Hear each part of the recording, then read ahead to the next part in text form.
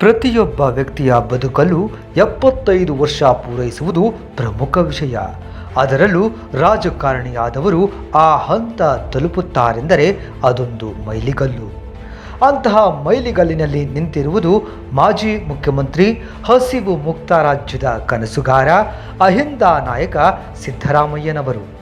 JP Lohia ತತ್ವ ಸಿದ್ಧಾಂತಗಳಿಂದ ಪ್ರಭಾವಿತರಾಗಿರುವ ಸಿದ್ದರಾಮಯ್ಯ ಅದೇ ನಿಲುವನ್ನು ತಮ್ಮ ರಾಜಕೀಯ ಹಾದಿಯುದ್ದಕ್ಕೂ ಪೊರೆದವರು.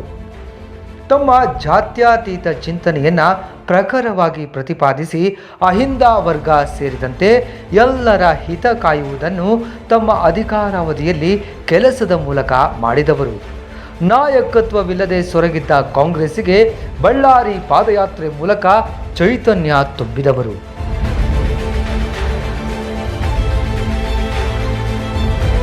ಕಾಂಗ್ರೆಸ್ಸಿನ ಪರಂಪರಾಗತ ಮತಗಳು ಚದುರಿ ಹೋಗಿದ್ದನ್ನು ಕ್ರೋಢೀಕರಿಸಿದವರು. ಕಾಂಗ್ರೆಸ್ಸಿನ ವಿಚಾರಧಾರೆಗೆ ಜೀವ ಬಂದಿದ್ದು ಸಿದ್ದರಾಮಯ್ಯನವರ ನಾಯಕತ್ವದಿಂದ. ಕಾಂಗ್ರೆಸ್ಸಿನಲ್ಲಿ ಮಾಸ್ ಲೀಡರ್ ಇಮೇಜ್ ಉಳ್ಳ ನಾಯಕರೇ ಇಲ್ಲದಿದ್ದಾಗ ಅಹಿಂದ ಕಹಳೆ ಊದಿ ಅನೇಕ ವಿಧದಲ್ಲಿ ಪಕ್ಷವನ್ನು ಜೀವಂತವಾಗಿಟ್ಟವರು ಸಿದ್ದರಾಮಯ್ಯ. ದೇಶವ್ಯಾಪಿ ಕಾಂಗ್ರೆಸ್ ಮೂಲೆ ಗುಂಪಾಗುತ್ತಿರುವಾಗ ರಾಜ್ಯದಲ್ಲಿ ಕಾಂಗ್ರೆಸ್ ಉಸಿರಾಡುತ್ತಿದೆ ಎಂದರೆ ತತ್ವ ಸಿದ್ಧಾಂತಕ್ಕೆ ಬದ್ಧರಾಗಿ ಪ್ರಜಾಪ್ರಭುತ್ವ ಮೌಲ್ಯವನ್ನು ಪ್ರತಿಪಾದಿಸುತ್ತಿರುವ ಸಿದ್ದರಾಮಯ್ಯನವರ ವರ್ಚಸ್ಸಿನಿಂದ. ತಮ್ಮ ಬದುಕಿನ ಅರ್ಧ ಭಾಗವನ್ನು ಸಾರ್ವಜನಿಕ ಜೀವನದಲ್ಲಿ ಅನೇಕ ರೀತಿಯಲ್ಲಿ ಆವರಿಸಿರುವ ಚಿಂತನೆಗೆ, ಚರ್ಚೆಗೆ ಒಳಪಡಿಸುವ ಸಿದ್ದರಾಮಯ್ಯನವರ ಹುಟ್ಟುಹಬ್ಬದ ಆಚರಣೆ ಕಾಂಗ್ರೆಸ್ಸಿನೊಳಗೆ ಅಪಸ್ವರಕ್ಕೆ ಕಾರಣವಾಗಿರುವುದು ವಿಪರ್ಯಾಸದ ಸಂಗತಿ. ಯಾವ ಸಮಾಜದಲ್ಲಿ ಅಸಮಾನತೆ ಇರ್ತದೆ, ಯಾವ ಸಮಾಜದಲ್ಲಿ ನೆಮ್ಮದಿ ಇರಲ್ಲ, ಅಶಾಂತಿ ಇರ್ತದೆ, ಮನುಷ್ಯತ್ವ ಇರಲ್ಲ, ಅಂತ ಸಮಾಜದ ಸರ್ವತೋಮುಖ ಅಭಿವೃದ್ಧಿ ಆಗೋದು ಬಹಳ ಕಷ್ಟದ ಕೆಲಸ.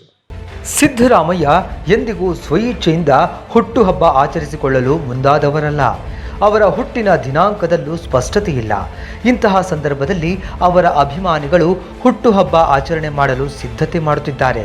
ಶೋಷಿತರ ದನಿಯಾಗಿ ಕನ್ನಡವನ್ನು ಆಡಳಿತದಲ್ಲಿ ಕಡ್ಡಾಯ ಮಾಡಿ ಸರ್ಕಾರಿ ಕಚೇರಿಗಳಲ್ಲಿ ಬಸವಣ್ಣನವರ ಭಾವಚಿತ್ರ ಹಾಕಿಸಿ 13 ಬಾರಿ ಬಜೆಟ್ ಮಂಡಿಸಿದ ದಾಖಲೆ ಬರೆದಿರುವ ಅನ್ನಭಾಗ್ಯ, ಕ್ಷೀರಭಾಗ್ಯ, ಯಾರು ಹಸುದು ಮಲಗಬಾರದು ಅಂತೇಳಿ 7 ಕೆಜಿ ಅಕ್ಕಿಯನ್ನ ಪ್ರತಿ ಒಬ್ಬರಿಗೆ ಒಂದು ತಿಂಗಳಿಗೆ 7 ಕೆಜಿ ಅಕ್ಕಿ ಫ್ರೀಯಾಗಿ ಕೊಡ್ತಕ್ಕಂಥ ಕೆಲಸವನ್ನು ಮೈತ್ರಿ, ಮನಸ್ವಿನಿ, ಕೃಷಿ ಭಾಗ್ಯ, ಇಂದಿರಾ ಕ್ಯಾಂಟೀನ್, ಆರೋಗ್ಯ ಕವಚ, ಮಾತೃಪೂರ್ಣ ಯೋಜನೆ, ವಸತಿ ಯೋಜನೆ, ಹೀಗೆ ಸರ್ವ ಜನಾಂಗದವರ ನೋವು ನಲಿವುಗಳಿಗೆ ತಮ್ಮದೇ ರೀತಿಯಲ್ಲಿ ಮಿಡಿದ ಸಿದ್ದರಾಮಯ್ಯನವರು 75 ವಸಂತ ಪೂರೈಸಿದ್ದನ್ನು ಸಂಭ್ರಮಿಸುವುದು ಇವತ್ತಿನ ಉಸಿರುಗಟ್ಟಿಸುವ ರಾಜಕೀಯ. ಕಾಂಗ್ರೆಸ್ ಕಷ್ಟದ ಪರಿಸ್ಥಿತಿಯಲ್ಲಿ ಎಲ್ಲ ನಾಯಕರು ಒಗ್ಗಟ್ಟು ಪ್ರದರ್ಶಿಸಿ ರಾಜ್ಯಕ್ಕೆ ಸಂದೇಶ ಕೊಡುವ ಔದಾರ್ಯ ತೋರುವುದು ರಾಜಕಾರಣವನ್ನು ಮೀರಿದ ಮನುಷ್ಯತ್ವವನ್ನು ಸಂಭ್ರಮಿಸುವುದಾಗಿತ್ತು. ಇದು ಕಾಂಗ್ರೆಸ್ಸಿನ ನಾಯಕರಿಗೆ ಮನವರಿಕೆಯಾಗಬೇಕು. ಸಿದ್ದರಾಮಯ್ಯನವರ ರಾಜಕೀಯ ಹಾದಿಯನ್ನು ನೋಡಿದಾಗ ಅವರು ನಂಬಿರುವ ಸಿದ್ಧಾಂತಗಳ ವಿಷಯದಲ್ಲಿ ಎಂದಿಗೂ ರಾಜಿಯಾದವರಲ್ಲ. ಸಮಾಜವಾದದ ಹಿನ್ನೆಲೆಯಲ್ಲಿ ತಮ್ಮ ಮೌಲ್ಯವನ್ನು ಪ್ರತಿಪಾದಿಸಿದವರು. ಕೋಮುವಾದಿ ಶಕ್ತಿಗಳನ್ನು ಅಧಿಕಾರದಿಂದ ದೂರ ಬಿಡಲು ನಿರಂತರ ಹೋರಾಟ ಮಾಡಿದವರು. 2018ರ ಚುನಾವಣೆಯಲ್ಲಿ ಕಡಿಮೆ ಸ್ಥಾನ ಪಡೆದಾಗಲೂ ಅಧಿಕಾರ ನಡೆಸಲು ಕೋಮುವಾದಿ ಬಿಜೆಪಿಗೆ ಬೆಂಬಲಿಸದೆ ಜೆಡಿಎಸ್ಗೆ ಬೆಂಬಲ ನೀಡಿದರು. ಅದೇ ರೀತಿ ಬೊಮ್ಮಾಯಿ ಸರ್ಕಾರ ಹಿಜಾಬ್, ಹಲಾಲ್, ಆಜಾನ್, ಮುಸ್ಲಿಂ ವ್ಯಾಪಾರಿಗಳಿಗೆ ನಿರ್ಬಂಧ, ಹುಬ್ಬಳ್ಳಿ ಕೋಮುಗಲಭೆ, ದೇವಾಲಯ ವಿವಾದಗಳು, ಹತ್ಯೆಗಳು ಸಂಭವಿಸಿದಾಗ ಸಿದ್ದರಾಮಯ್ಯ ಪ್ರಬಲವಾಗಿ ವಿರೋಧಿಸಿದರು. ಇವತ್ತೆಲ್ಲ ಕಡೆ ಬೆಂಕಿ ಹಚ್ಚಿಬಿಟ್ಟಿದ್ದಾರೆ. ಈ ಬೆಂಕಿ ನಂದಿಸ್ತಕ್ಕಂಥದ್ದೇ ಒಂದು ಕಷ್ಟದ ಕೆಲಸ ಆಗ್ಬಿಟ್ಟದೆ ಇವತ್ತು. ಮತ್ತೆ ಎಷ್ಟು ಲಜ್ಜಿಗೆಟ್ಟು ಮಾತಾಡ್ತಾರೆ ಅಂತಂದ್ರೆ, ಕೇಸರಿ ಶಾಲೆಗಳನ್ನು ಕಳಿಸಿದವ್ರು ವಿದ್ಯಾರ್ಥಿಗಳ ಮೇಲೆ ಹಾಕಿದವ್ರು ಅವರು, ಸಮವಸ್ತ್ರದ ನೆಪದಲ್ಲಿ ದ್ವೇಷದ ಭಾವನೆಗಳನ್ನು ಹುಟ್ಟಾಕ್ತಕ್ಕಂಥವ್ರು ಅವರು, ಆದರೆ ಬೇರೆಯವ್ರ ಮೇಲೆ ಆ ತಪ್ಪುಗಳನ್ನು ಗೂಬೆ ಕುಳಿಸ್ತಕ್ಕಂಥ ಕೆಲಸವನ್ನು ಮಾಡ್ತಾ ಇದ್ದಾರೆ. ಮುಸ್ಲಿಂ ಮುಖಂಡರುಗಳೇ ಸಿದ್ದರಾಮಯ್ಯ ಹೊರತುಪಡಿಸಿ ಯಾವೊಬ್ಬ ನಾಯಕರು ತಮ್ಮ ಬೆಂಬಲಕ್ಕೆ ನಿಲ್ಲಲಿಲ್ಲ ಎಂದು ಅಸಮಾಧಾನ ವ್ಯಕ್ತಪಡಿಸಿದ್ದರು. ಇವತ್ತು ಸಿದ್ದರಾಮಯ್ಯ ಹುಟ್ಟುಹಬ್ಬ ಆಚರಣೆಗೆ ಅಪಸ್ವರ ತೆಗೆದವರು, ಬಾಲಿಶವಾಗಿ ವರ್ತಿಸುವವರು ಕೋಮು ಸಂಘರ್ಷವನ್ನು ತೀವ್ರವಾಗಿ ಖಂಡಿಸಲಿಲ್ಲಬೇಕೆ? ಪಟ್ಟಭದ್ರ ಹಿತಾಸಕ್ತಿಗಳ ವಿರುದ್ಧ ಜಾತ್ಯತೀತ ತಳಹದಿಯ ಮೇಲೆ ಕಾಂಗ್ರೆಸ್ ಹೋರಾಟ ಮಾಡುವುದು ಕರ್ತವ್ಯ. ಆ ಹಾದಿಯಲ್ಲಿದ್ದ ಸಿದ್ದೂರನ್ನ ಏಕಾಂಗಿ ಮಾಡಿದ್ದು ಯಾವ ಬಗೆಯ ದ್ರೋಹ?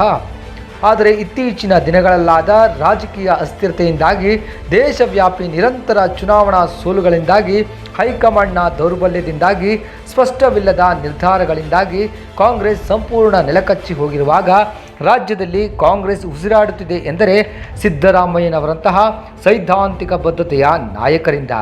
ಅವರ ತಾತ್ವಿಕ ನೆಲೆಗಟ್ಟಿನ ಹಾದಿಯಲ್ಲಿ ಪಕ್ಷ ಹೋದಾಗ ಮಾತ್ರ ಚುನಾವಣೆಯಲ್ಲಿ ಕೋಮು ಬಿಜೆಪಿಯನ್ನು ಸೋಲಿಸಲು ಸಾಧ್ಯ. ದೇವರಾಜ ಅರಸರ ನಂತರ ಅಹಿಂದ ವರ್ಗದ ಹಿತಾಸಕ್ತಿಯನ್ನು ಬದ್ಧತೆಯಿಂದ ಕಾಪಾಡಿದ ನಾಯಕರೆಂದರೆ ಅದು ಸಿದ್ದರಾಮಯ್ಯ ಮಾತ್ರ.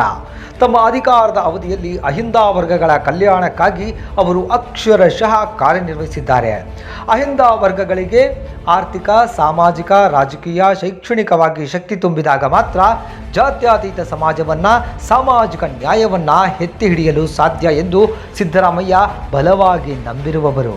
ಅದಕ್ಕಾಗಿ ಅವರು ಕಲ್ಪಿಸಿದ ಕಾರ್ಯಕ್ರಮಗಳನ್ನು ಗಮನಿಸುವುದಾದರೆ ಸರ್ಕಾರದ ಸಂಪುಟ ರಚನೆ, ವಿಸ್ತರಣೆ, ನಿಗಮ ಮಂಡಳಿ ನೇಮಕ ಹೀಗೆ ಅಧಿಕಾರ ರಾಜಕಾರಣದಲ್ಲಿ ಅಹಿಂದ ವರ್ಗದವರಿಗೆ ಹೆಚ್ಚಿನ ಅವಕಾಶ ಮಾಡಿಕೊಟ್ಟರು. ತಮ್ಮ ಬಜೆಟ್ನಲ್ಲಿ ಪ್ರತಿ ವರ್ಷ SC, ST ಸಮುದಾಯಕ್ಕೆ ಶೇಕಡ 24.01% ಅನುದಾನ ಮೀಸಲಿಟ್ಟರು. ಶಿಕ್ಷಣ, ಸ್ವಉದ್ಯೋಗ, ಹೆಣ್ಣು ಮಕ್ಕಳ ಅಭ್ಯುದಯಕ್ಕೆ ವಿಶೇಷ ಕಾರ್ಯಕ್ರಮಗಳನ್ನು ಜಾರಿ ಮಾಡಿದರು. ಅಂತರ್ಜಾತಿ ವಿವಾಹಕ್ಕೆ ಪ್ರೋತ್ಸಾಹ, ಸಾಲ ಸೌಲಭ್ಯ, ಸಹಾಯಧನ, ಸಹಕಾರಿ ಸಂಸ್ಥೆಗಳ ನೇಮಕದಲ್ಲಿ ಹಿಂದುಳಿದ ವರ್ಗಕ್ಕೆ ಮೀಸಲು ಕಲ್ಪಿಸಲು ಕಾಯ್ದೆ ತಿದ್ದುಪಡಿ, ರಾಷ್ಟ್ರೀಯ ನಿಗಮಗಳಲ್ಲಿ ಪಡೆದ ಸಾಲದ ಕಂತುಗಳನ್ನು ಸರ್ಕಾರವೇ ಮರುಪಾವತಿಗೆ ಮುಂದಾಯಿತು. ಅಹಿಂದ ಕಲ್ಯಾಣಕ್ಕೆ ಕೋಟ್ಯಾಂತರ ಹಣ ಬಿಡುಗಡೆ ಮಾಡಿದರು. 36 ಸಣ್ಣ ಸಮುದಾಯಗಳಿಗೆ ಮಠ ಕಟ್ಟಿಕೊಳ್ಳಲು ಸರ್ಕಾರದ ವತಿಯಿಂದ ಭೂಮಿ ನೀಡಿದರು. SC, ST ನೌಕರರಿಗೆ ಬಡ್ತಿ ಮೀಸಲಾತಿ ನೀಡಿದರು. ಸರ್ಕಾರಿ ಗುತ್ತಿಗೆಯಲ್ಲಿ ಪರಿಶಿಷ್ಟರಿಗೆ ಮೀಸಲಾತಿ, ಶೋಷಿತ ಸಮುದಾಯಗಳ ಪರಿಸ್ಥಿತಿ ಅರಿತು ಚೈತನ್ಯ ತುಂಬಲು ಜಾತಿ ಗಣತಿ ಪ್ರಕ್ರಿಯೆ ಮಾಡಿಸಿದರು. ಹೀಗೆ ನೂರಾರು ಯೋಜನೆಗಳನ್ನು ಅಹಿಂದ ವರ್ಗಕ್ಕೆ ಸಿದ್ದರಾಮಯ್ಯ ಉಣಬಡಿಸಿದ್ದಾರೆ. ಈ ಹಿನ್ನೆಲೆಯಲ್ಲಿ ಅವರು ಅಹಿಂದ ವರ್ಗದ ಚಾಂಪಿಯನ್ ಎಂದು ಕರೆಸಿಕೊಂಡಿದ್ದರಲ್ಲಿ ಅನುಮಾನವಿಲ್ಲ. ಹಾಗಾಗಿ ರಾಜ್ಯದ ಅಹಿಂದ ವರ್ಗ ಸಿದ್ದರಾಮಯ್ಯನವರ ಬೆನ್ನಿಗಿದೆ. ಶೇಕಡ 6.2% ಅಹಿಂದ ವರ್ಗದ ಮತ ಸೆಳೆಯಲು ಸಿದ್ದರಾಮಯ್ಯನವರಷ್ಟು ಪ್ರಭಾವಿ ನಾಯಕರು ಕಾಂಗ್ರೆಸ್ನಲ್ಲಿ ಮಾತ್ರವಲ್ಲ, ಯಾವ ಪಕ್ಷದಲ್ಲೂ ಇಲ್ಲ. ಪ್ರಸ್ತುತ ಬಿಜೆಪಿಯವರಿಗೆ ಆತಂಕವಾಗಿರುವುದೇ ಅಹಿಂದ ಮತಗಳ ಸೆಳೆಯುವ ವಿಚಾರದಲ್ಲಿ. ಹಾಗಾಗಿ ಅನೇಕ ಕಸರತ್ತುಗಳನ್ನು ಮಾಡುತ್ತಿದ್ದಾರೆ. ಸರ್ಕಾರದಿಂದಲೂ ವಿಶೇಷವಾಗಿ ಯಾವ ಕೊಡುಗೆಯೂ ಸಮುದಾಯಕ್ಕೆ ಸಿಕ್ಕಿಲ್ಲ. ಇದರಿಂದಾಗಿ ಅಹಿಂದ ಮತಗಳು ಸಲೀಸಾಗಿ ಕಾಂಗ್ರೆಸ್ಸಿಗೆ ಒಲಿಯುವುದರಲ್ಲಿ ಅನುಮಾನವಿಲ್ಲ. ಈ ಲೆಕ್ಕಾಚಾರದಲ್ಲಿ ಕಾಂಗ್ರೆಸ್ ನಾಯಕರು ಅಹಿಂದ ನಾಯಕ ಸಿದ್ದರಾಮಯ್ಯನವರನ್ನು ಮುಂದಿಟ್ಟುಕೊಂಡು ಚುನಾವಣೆಗೆ ಹೋದರೆ ನಿರೀಕ್ಷಿತ ಗೆಲುವು ಸಾಧಿಸಬಹುದು. ಹಿಂದುತ್ವ, ಕೋಮುವಾದಿ ಶಕ್ತಿಗಳ ವಿರುದ್ಧ ಹೋರಾಡಲು ಎಲ್ಲಕ್ಕಿಂತ ಇವತ್ತು ಸೈದ್ಧಾಂತಿಕ ಅಸ್ತ್ರ ಪ್ರಮುಖವಾಗಿದೆ. ಅಹಿಂದ ಮತಗಳ ಸೆಳೆಯುವುದು ಅಷ್ಟೇ ಮುಖ್ಯ. ಚುನಾವಣೆಗಳ ಮತ ಪ್ರಮಾಣ ಗಮನಿಸಿದಾಗ 2008ರಲ್ಲಿ ಶೇಕಡ 34.74 ಇದ್ದದ್ದು 2013ರಲ್ಲಿ 36.55ಕ್ಕೇರಿತು. 2018ರಲ್ಲಿ ಕಾಂಗ್ರೆಸ್ ಚುನಾವಣೆಯಲ್ಲಿ ಸೋತರೂ ಶೇಕಡ 38ರಷ್ಟು ಮತ ಪ್ರಮಾಣವಿತ್ತು. ಈ ಮತ ಪ್ರಮಾಣ ಏರಿಕೆಗೆ ಸಿದ್ದರಾಮಯ್ಯನವರ ನಾಯಕತ್ವ ಕಾರಣ. ಮುಂದಿನ ಚುನಾವಣೆಯಲ್ಲಿ ಪೂರ್ಣ ಬಹುಮತ ಪಡೆಯಬೇಕಾದರೆ ಶೇಕಡ 40ರಷ್ಟು ಮತ ಪ್ರಮಾಣವನ್ನು ಕಾಂಗ್ರೆಸ್ ಗಳಿಸಬೇಕಿದೆ. ಈ ಹಿನ್ನೆಲೆಯಲ್ಲಿ ಕಾಂಗ್ರೆಸ್ ನಾಯಕರು ತಮ್ಮೊಳಗಿನ ಸ್ವಾರ್ಥ ಬದಿಗೊತ್ತಿ ವಿನಾಕಾರಣ ಸಿದ್ದರಾಮಯ್ಯನನ್ನು ಟೀಕಿಸುವುದನ್ನು ಬಿಟ್ಟು ಅಹಿಂದ ನಾಯಕರೊಂದಿಗೆ ಹೆಜ್ಜೆ ಹಾಕುವುದು ಸೂಕ್ತ ಮತ್ತು ಅನಿವಾರ್ಯವಾಗಿದೆ. ಆಗ ಮಾತ್ರ ಸಿದ್ದರಾಮಯ್ಯನವರ ಹುಟ್ಟುಹಬ್ಬ ಆಚರಣೆ ಮಾಡಿದ್ದು ಮಾತ್ರವಲ್ಲ, ಕಾಂಗ್ರೆಸ್ ಕೂಡ ಮರುಹುಟ್ಟು ಪಡೆಯಲು ಸಾಧ್ಯವಾಗುತ್ತದೆ. ಸಾಹಿತಿಗಳು, ಪ್ರಗತಿಪರರು, ಬುದ್ಧಿಜೀವಿಗಳು, ಜಾತ್ಯತೀತತೆಯಲ್ಲಿ ನಂಬಿಕೆ ಇಟ್ಟಿರುವವರಿಗೆ ಏನಾಗಿದೆ? ಸಿದ್ದರಾಮಯ್ಯನವರ ಹೆಸರೇಳಿ ಬೆಂಬಲಿಸುವ, ಸಮರ್ಥಿಸುವ, ವಿಚಾರ ಮಂಡಿಸುವ ಮೂಲಕ ಎದೆಗಾರಿಕೆಯಿಂದ ನೈತಿಕ ಬೆಂಬಲ ಕೊಡುವ ಕೆಲಸವನ್ನೇ ಯಾರೂ ಮಾಡುತ್ತಿಲ್ಲ. ಬುದ್ಧಿಜೀವಿಗಳ ಧ್ವನಿ ಅಡಗಿರುವುದೇಕೆ? ಸಿದ್ದರಾಮಯ್ಯನವರ ಸರ್ಕಾರದ ಅವಧಿಯಲ್ಲಿ ಅನೇಕ ವಿಧದಲ್ಲಿ ಫಲಾನುಭವಿಗಳಾದವರು ಇವತ್ತು ಮೌನವಾಗಿರುವುದೇಕೆ? ಮತೀಯ ಶಕ್ತಿಗಳಿಂದ ಜೀವ ಬೆದರಿಕೆಯೇ? ಅಥವಾ ಸಾಹಿತಿಗಳು ತಮ್ಮದೇ ಮಿತಿಯೊಳಗಿರಲು ನಿರ್ಧಾರ ಮಾಡಿದ್ದಾರೆಯೇ? ಸಮಾನತೆಯ ಸಮಾಜ ನಿರ್ಮಾಣವಾಗಬೇಕಾದರೆ, ಕೋಮುವಾದಿ ರಾಜಕೀಯ ಶಕ್ತಿಗಳನ್ನು ಮಣಿಸಬೇಕಾದರೆ ಸಿದ್ದರಾಮಯ್ಯನವರಂತಹ ಜಾತ್ಯತೀತ ಶಕ್ತಿಗೆ ಬೆಂಬಲ ಕೊಡಬೇಕು. ಹಾಗೆ ಮಾಡಿದರೆ ಕೋಮು ಶಕ್ತಿಗಳ ಅತಿರೇಕಕ್ಕೆ ಕಡಿವಾಣ ಹಾಕಬಹುದಿತ್ತು. ಸಾಹಿತ್ಯದ ಶಕ್ತಿ ಪುಸ್ತಕಕ್ಕೆ ಸೀಮಿತವಾಗದೆ ರಾಜಕೀಯಕ್ಕೂ ಮುಂದುವರಿಯಬೇಕು. ಇವತ್ತು ಹಲವು ವೇದಿಕೆಗಳಲ್ಲಿ ಸಿದ್ದರಾಮಯ್ಯನವರು ನಾನೊಬ್ಬ ಮಾತನಾಡುವಾಗ ಬಿಜೆಪಿಯ 20 ಜನರು ಮಾತನಾಡುತ್ತಾರೆ, ನಮ್ಮವರು ಯಾರೂ ಮಾತನಾಡುವುದಿಲ್ಲ ಎಂದು ಅಸಮಾಧಾನ ವ್ಯಕ್ತಪಡಿಸಿದ್ದಾರೆ. ಬೆಂಬಲ ಬೇಕು ಎಂದು ನೇರವಾಗಿಯೇ ಕೇಳುತ್ತಿದ್ದಾರೆ. ಆದರೂ ಬುದ್ಧಿಜೀವಿ ವರ್ಗದವರಿಗೆ ಸ್ಪಂದಿಸುವ ಮನಸ್ಸಾಗಿಲ್ಲ. 40 ವರ್ಷ ಕೋಮುವಾದಿಗಳನ್ನು ವಿರೋಧಿಸಿಕೊಂಡೇ ಬಂದ ಸಿದ್ದರಾಮಯ್ಯನವರಂತಹ ತತ್ವನಿಷ್ಠರು ಬೆಂಬಲ ಕೊಡಿ ಎಂದು ಬೇಡಿಕೊಳ್ಳುವ ಸ್ಥಿತಿಗೆ ತಳ್ಳಿರುವುದು ನಿಜಕ್ಕೂ ದುರಂತ. ಹಾಗಾಗಿ ಇನ್ನಾದರೂ ಬುದ್ಧಿಜೀವಿಗಳ ವರ್ಗ ಎಚ್ಚೆತ್ತುಕೊಂಡು ಸಿದ್ದರಾಮಯ್ಯನವರ ಬೆಂಬಲಕ್ಕೆ ನಿಲ್ಲದಿದ್ದರೆ ಪ್ರಜಾಪ್ರಭುತ್ವ ಕಲಿಸಿದ ಪಾಠವೇ ವ್ಯರ್ಥ. ಜಾತ್ಯತೀತ ನಿಲುವಿನ ಕಾಂಗ್ರೆಸ್ ಸರ್ಕಾರ ಅಧಿಕಾರಕ್ಕೆ ಬರಬೇಕಾದರೆ ಸಿದ್ದರಾಮಯ್ಯನವರನ್ನು ಬೆಂಬಲಿಸುವುದು ಅನಿವಾರ್ಯ.